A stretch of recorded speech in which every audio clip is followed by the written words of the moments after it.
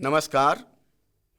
मूक के इस हिंदी साहित्य का इतिहास रीतिकाल तक के कोर्स में आपका स्वागत है। आज हम जिस मॉड्यूल पर बातचीत करेंगे वह इस कोर्स का प्रथम मॉड्यूल है, जिसका विषय है इतिहास एवं साहित्य के इतिहास का अंतः संबंध। जब भी हम इतिहास और साहित्य के इतिहास के अंतः संबंधों पर बात करेंगे तो हमें एक बात ध्यान रखना चाहिए कि हमें पहले यह समझ लेना होगा कि इतिहास क्या है और साहित्य इतिहास क्या है। यह बात अलग है कि दोनों में एक अन्योन्याश्रित संबंध भी है, पर अलग अलग तरीके से हमें इसे समझने के क्रम में इस पर ध्यान देना आवश्यक है। तो सबसे पहले हम देखते हैं कि इतिहास क्या है। जैसा कि आप सब इस बात से परिचित होंगे कि इतिहास का शाब्दिक अर्थ है ऐसा ही था या ऐसा ही हुआ। अर्थात इतिहास अतीत की बात करता है। अतीत में जो घटित हुआ उसे वर्तमान की परिस्थितियों से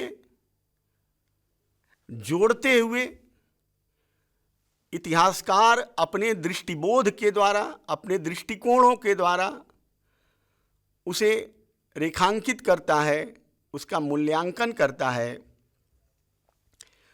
अतः हम यह कह सकते हैं कि अतीत के किसी भी सच्ची घटना के विवरण को हम इतिहास कह सकते हैं, क्योंकि जो घटनाएं घटित होती हैं ऐतिहासिक क्रम में वे सच्ची घटनाएं होती हैं।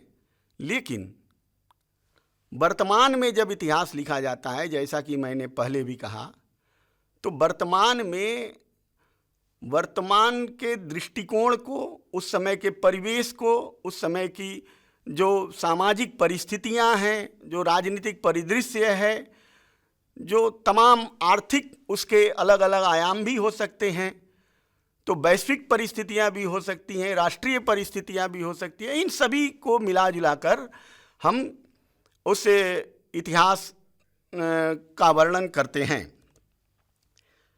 हम देखेंगे कि इतिहास की कुछ परिभाषाएं किस प्रकार, चाहे वह प्राचीन समय में हो, चाहे वह आधुनिक समय में हो, या कुछ पाश्चात्य चिंतकों की भी हो, लोगों ने किस किस प्रकार से इतिहास को अपने अपने हिसाब से रेखांकित किया है।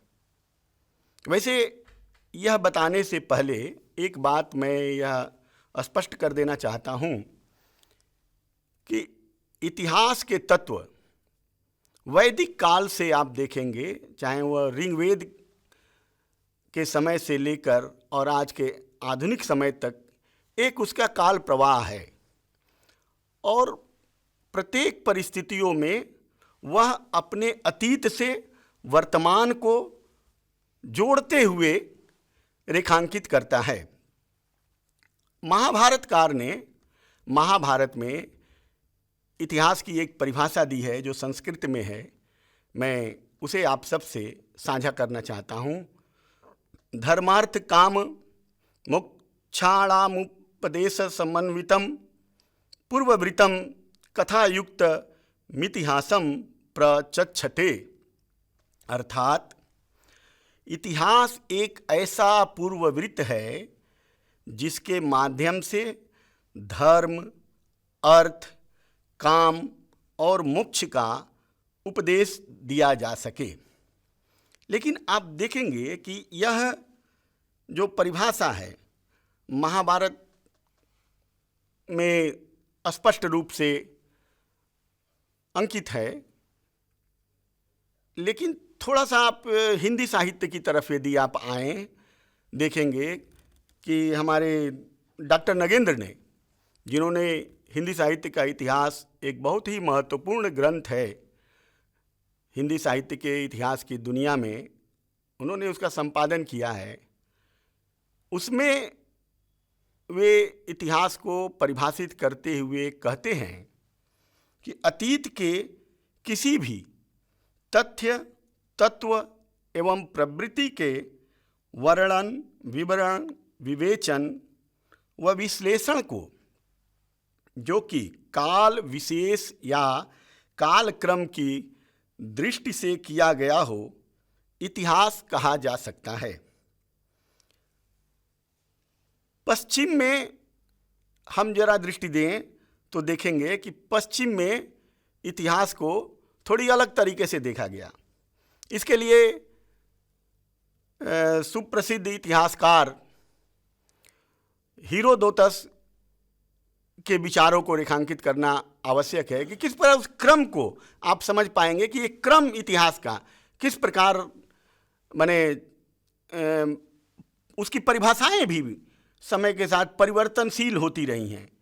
जैसे हीरोडोटस ने इतिहास के बारे में कहा है, इतिहास एक वैज्ञानिक विद्या है, इसकी पद्धति आलोचनात्मक होती है। इसी बात के क्रम में आगे बढ़ते हुए आप देखेंगे कि जो कांत सुप्रसिद्ध पाश्चात्य इतिहासकार हुए, उन्होंने इस संबंध में लिखा कि प्रत्यक्ष जगत में वस्तुओं का विकास उसके प्राकृतिक इतिहास के समकक्ष रहता है।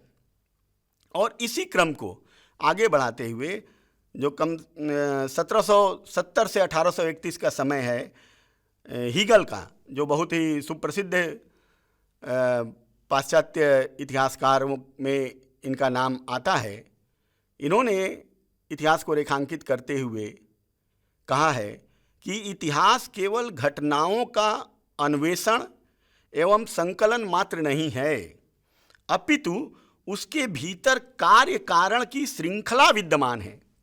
आप ध्यान देंगे तो अभी थोड़ी देर पहले मैं जिस तथ्य की तरफ इशारा कर रहा था, जिस को रेखांकित कर रहा था, वह बात हीगल ने भी अपने इस बात में, अपनी इस परिभाषा में कही है, क्योंकि वो जो कार्य कारण की श्रृंखला है वह बहुत ही महत्वपूर्ण है।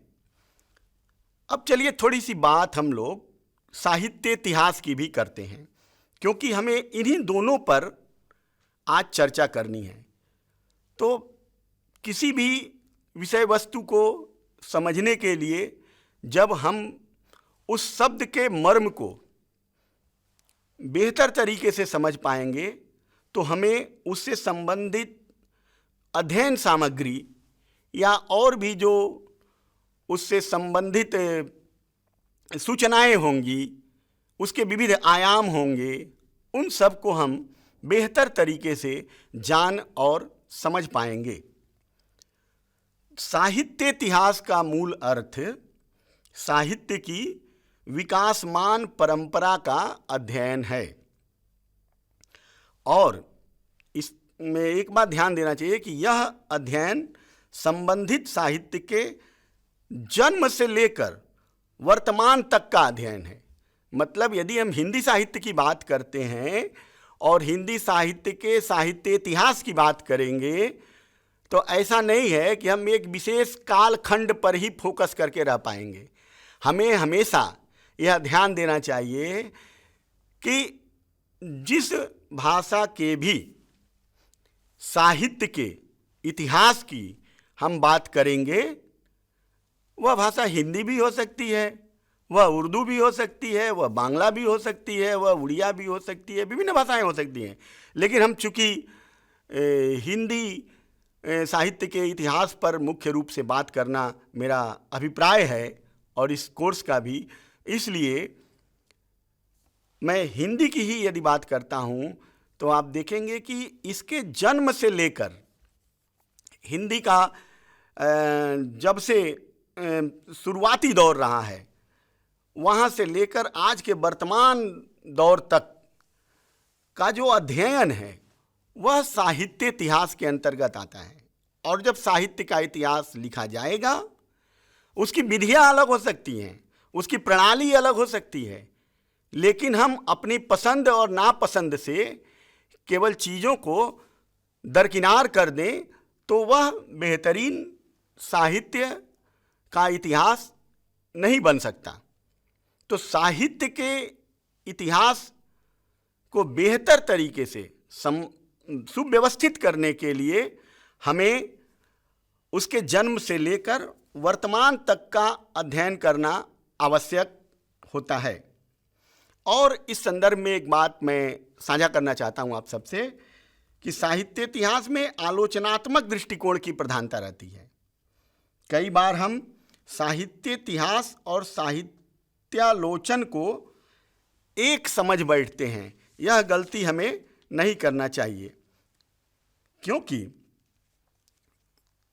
दोनों एक दूसरे से संपृक्त जरूर हैं, मतलब है, लेकिन दोनों में थोड़ा एक खास अंतर भी है। जैसे साहित्यालोचन के संबंध में हमें यह ध्यान रखना चाहिए कि इसकी पृष्ठभूमि पूरी तरह से ऐतिहासिक होनी चाहिए, और साहित्य इतिहास के संदर्भ में हमें यह ध्यान रखना चाहिए कि इसकी व्याख्या प्रारंभ से लेकर वर्तमान तक एक क्रम में हो। अब हम जानेंगे कि इतिहास का घटनाओं से क्या संबंध होता है, या अतीत से इतिहास का वर्तमान कैसे प्रभावित होता है। इसको समझने के लिए और इतिहास की पूरी अंतर्वस्तु को समझने के लिए हमें यह ध्यान देना होगा कि इतिहास में घटित कोई भी घटना कम महत्वपूर्ण नहीं होती। सभी घटनाओं का समाज पर, देश पर एक अलग तरह का प्रभाव पड़ता है, और वे सारे प्रभाव अपने अपने तरीके से महत्वपूर्ण होते हैं। हम यदि उदाहरण दें इसको समझने के लिए, या हम यूँ कहें कि इतिहास की जो संपूर्ण धारा है, उस संपूर्ण धारा को कैसे समझेंगे, तो एक छोटा सा उदाहरण मैं आप सबसे साझा करना चाहता हूँ कि इतिहास में महाराणा प्रताप और अकबर, ऐसे और भी बहुत से नाम हैं जो बहुत महत्वपूर्ण हैं, उस पर चर्चा भी बहुत होती है। लेकिन एक और भी नाम है हेमुवणिक, उसकी चर्चा कम होती है या कम हुई है। लेकिन हम यदि इतिहास की संपूर्ण धारा, बार बार मैं इस तथ्य पर जोर दे रहा हूं, ध्यान दीजिएगा कि इतिहास की हम संपूर्ण धारा को समझना चाहेंगे तो हमारे लिए या एक इतिहास के लेखक के लिए, चाहे वह लेखक हो या अध्येता हो, पाठक हो, सबके लिए यह आवश्यक है कि वह महाराणा प्रताप को भी उतना ही महत्व दे जितना अकबर को, और उतना ही महत्व दे हेमुवणिक को भी। क्योंकि बड़े नाम हो या थोड़े कम महत्वपूर्ण नाम हो, सबकी इतिहास में अपनी एक उपस्थिति है, और किन परिस्थितियों में घटनाएं घटित हुई हैं उसका कारण भी, इनसे जुड़े विभिन्न प्रकरणों को आप देखेंगे तो आपको समझ में आएगा कि इतिहास की संपूर्ण धारा को समझने के लिए ये नाम कितने अधिक महत्वपूर्ण हैं। और जब तक हम इसे बेहतर तरीके से समझ नहीं पाएंगे, तब तक हम उस इतिहास की संपूर्ण समझ को एक सूत्र में नहीं पिरो सकते। क्योंकि इतिहास तो एक अविरल धारा है। और जैसा कि मैंने पहले ही कहा, आपसे साझा किया कि इतिहास अतीत की सच्ची घटनाओं का वर्तमान में लेखन है। तो इतिहास लिखा तो जब जाता है तब उसका वर्तमान है, लेकिन उसमें लिखा क्या जाता है? अतीत की घटनाएं लिखी जाती हैं। तो अतीत की घटनाओं का जब वर्तमान में लेखन होगा तो निश्चित रूप से वर्तमान की जो राजनीतिक, सामाजिक, आर्थिक, वैश्विक जो परिस्थितियां होंगी वे सारी उसमें कहीं ना कहीं एक दूसरे से संबंधित रहेंगी। अब हम इस संदर्भ में, चूँकि अभी हम लोग इतिहास और साहित्य इतिहास दोनों की परस्पर चर्चा कर रहे हैं, इस संदर्भ में आचार्य शुक्ल की, रामचंद्र शुक्ल, जो हिंदी साहित्य के बहुत बड़े नाम हैं और इनका हिंदी साहित्य का इतिहास एक बहुत महत्वपूर्ण इतिहास ग्रंथ है। यह बात अलग है कि आचार्य रामचंद्र शुक्ल के बाद तमाम इतिहास ग्रंथ लिखे गए, कई पुस्तकें आईं, कई रचनाकारों ने इनके विचारों का खंडन भी किया, कईयों ने नए सिद्धांत प्रतिपादित किए, लेकिन आचार्य रामचंद्र शुक्ल का हिंदी साहित्य का इतिहास एक आधार स्तंभ है। कैसा आधार स्तंभ? जिस प्रकार हम एक घर की नींव डालते हैं, घर बनाते हैं, तो नींव उसकी हमारी मजबूत होनी चाहिए। यदि नींव मजबूत है तो ऊपर का महल भी अच्छा बनेगा। उसी प्रकार रामचंद्र शुक्ल का हिंदी साहित्य का इतिहास परवर्ती साहित्य के इतिहास के लेखकों के लिए नींव की ईंट का कार्य करता है।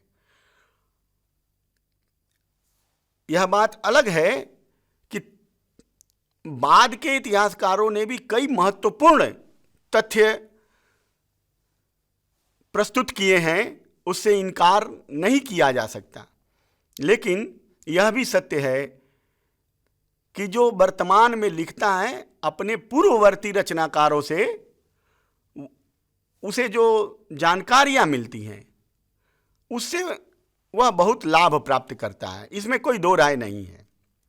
खैर, ये तो बातें रहीं थोड़े साहित्य के इतिहास के लेखन की, लेकिन आचार्य रामचंद्र शुक्ल ने जिस प्रकार साहित्य के इतिहास को परिभाषित किया है उस पर एक नज़र डाल लेना आवश्यक है।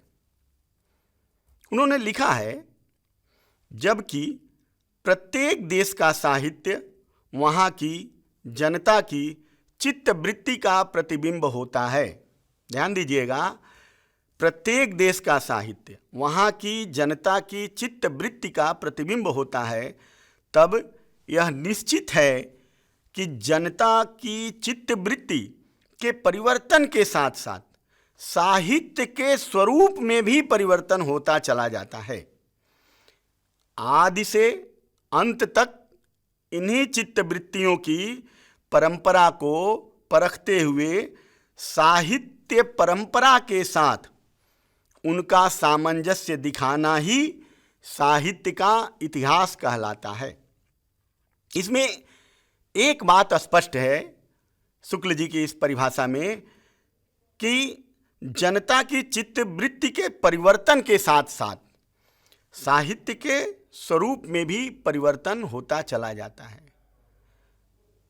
जैसा कि मैंने पहले ही आपको उस तथ्य की तरफ इशारा किया, आपका ध्यान आकृष्ट करवाया मैंने कि किस प्रकार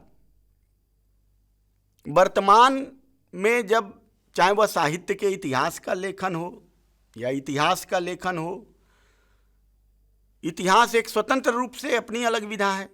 साहित्य का इतिहास केवल साहित्य के इतिहास की बात करता है, उसकी अपनी एक अलग विधा है।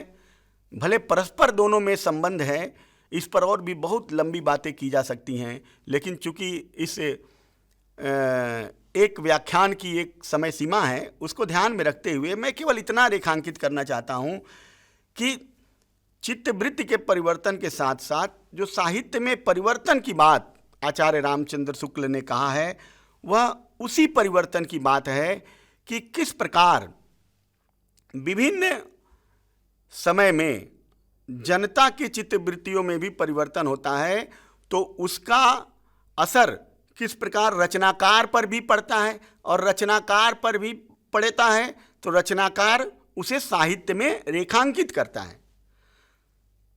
मोटे तौर पर कहने का तात्पर्य यह है कि साहित्य का इतिहास वर्तमान की तमाम चल रही सामाजिक और साहित्यिक परिदृश्यों द्वारा भी प्रभावित होता है। इसी संदर्भ में एक बात और ध्यान देना चाहिए कि साहित्य के इतिहास की परख हेतु लोक साहित्य की जानकारी आवश्यक है। लोक साहित्य की जानकारी इसलिए आवश्यक है कि लोक में बहुत कुछ समाहित है। हमें जब लोक का ज्ञान होगा तब हम उस पूरी सामाजिक प्रक्रिया को बेहतर तरीके से जान और समझ पाएंगे। इसलिए उस पर हमें अधिक महत्वपूर्ण तरीके से ध्यान देना चाहिए। लोक साहित्य द्वारा ही लोकमानस की वास्तविक समझ संभव है। जब हम लोक साहित्य को नहीं समझेंगे तो लोकमानस में क्या चल रही हैं चीज़ें, किस प्रकार तमाम अपनी अलग अलग परंपराएं, अलग अलग विधाएं हैं, उससे हम अनभिज्ञ रह जाएंगे एक साहित्य के लेखक के लिए। इसलिए लोक साहित्य की भी जानकारी बहुत ही आवश्यक है। अब तक हमने इतिहास के भारतीय एवं पाश्चात्य दृष्टिकोणों पर बातचीत की। हमने देखा कि चाहे इतिहास का भारतीय दृष्टिकोण हो या पाश्चात्य दृष्टिकोण हो, दोनों ही इतिहास का संबंध अतीत के ज्ञान से मानते हैं। इस क्रम को आगे बढ़ाते हुए हमें अब इतिहास और साहित्य इतिहास के अंतः संबंधों को भी बेहतर तरीके से समझ लेना चाहिए। एक बात पर ध्यान देना चाहिए कि यह कोई ज़रूरी नहीं है कि इतिहास में जो धारा चल रही है साहित्य में भी वही धारा चले। अर्थात इतिहास और साहित्य की द्वारा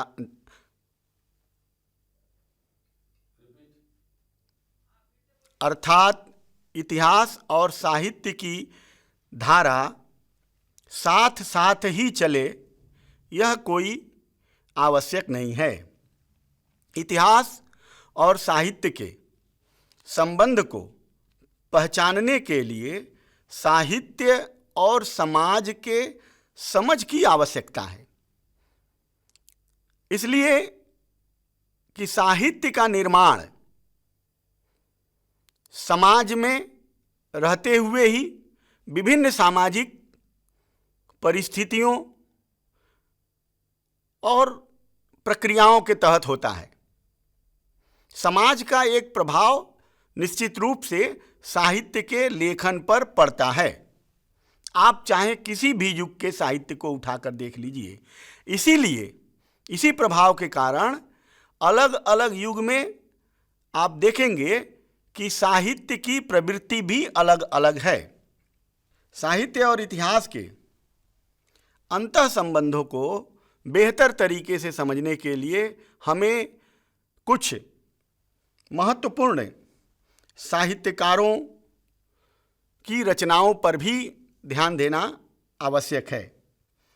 इस संबंध में कई रचनाएं याद आ रही हैं, लेकिन खास तौर से जो बहुत ही चर्चित, जैसे आप प्रेमचंद के गोदान को लीजिए, रेणु के मैला आंचल को लीजिए,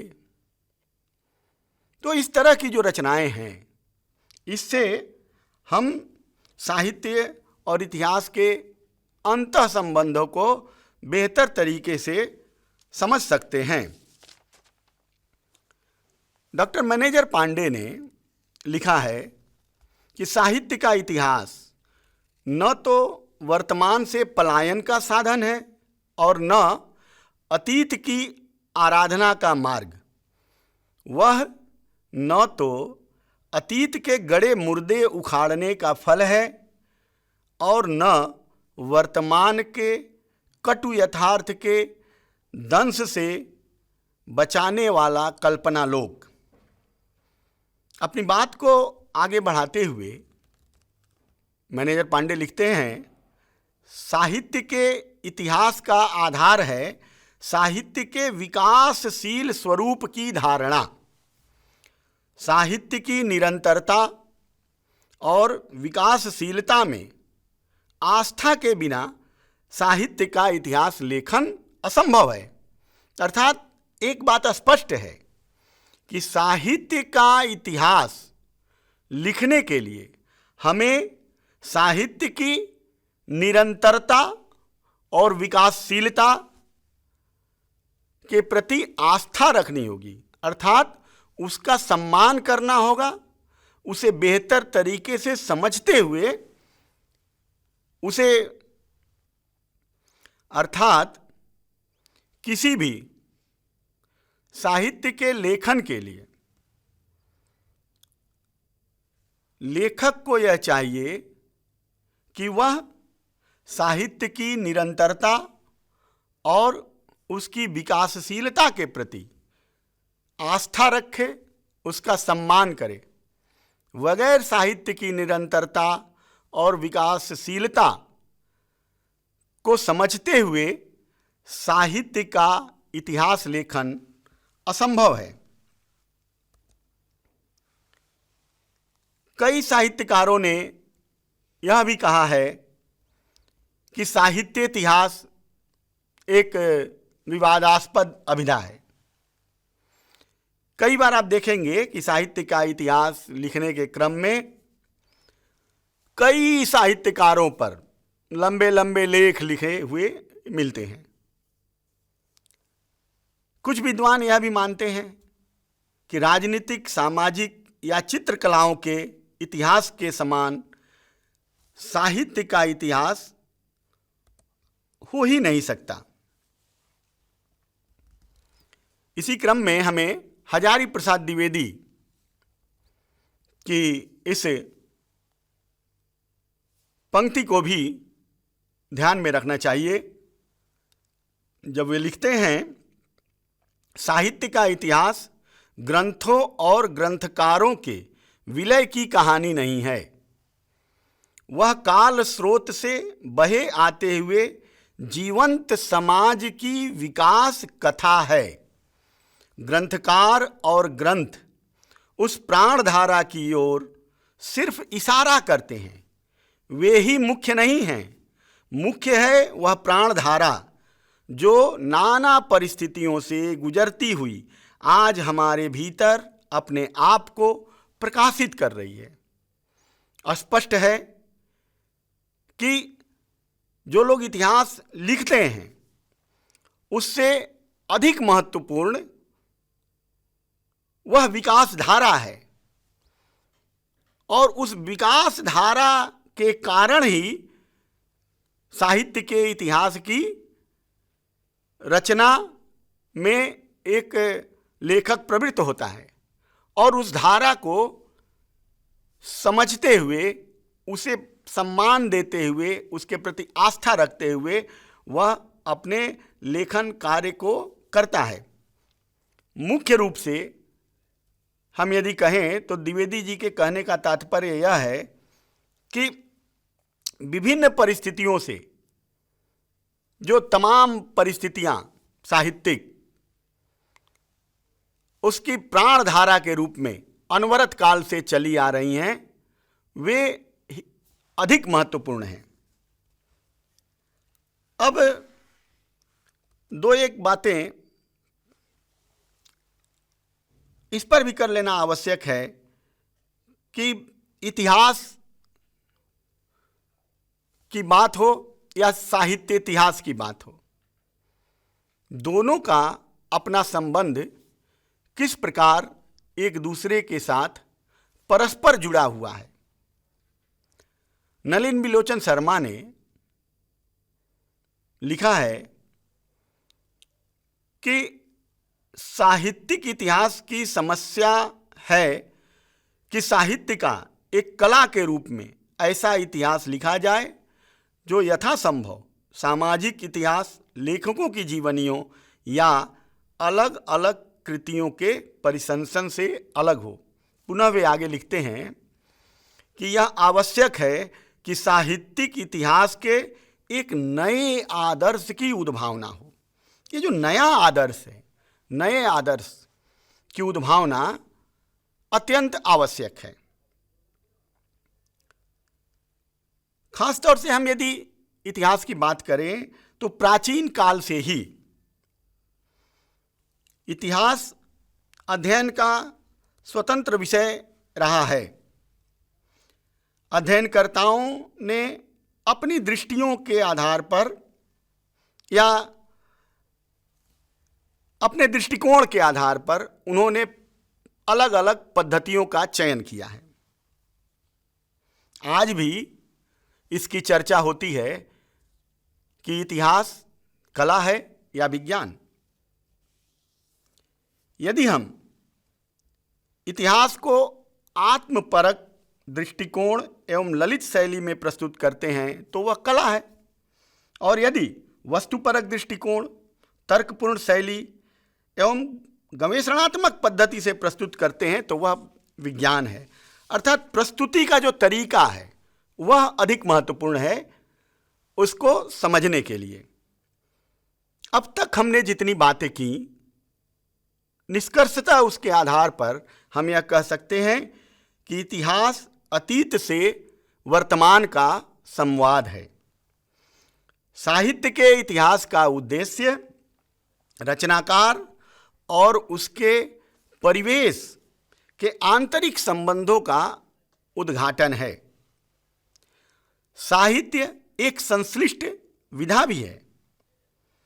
इसके लेखक में ऐतिहासिक बोध, सामाजिक चेतना, अनुसंधान की क्षमता इत्यादि की जानकारी का होना अत्यंत आवश्यक है। अतः कुल मिलाकर हम कह सकते हैं कि इतिहास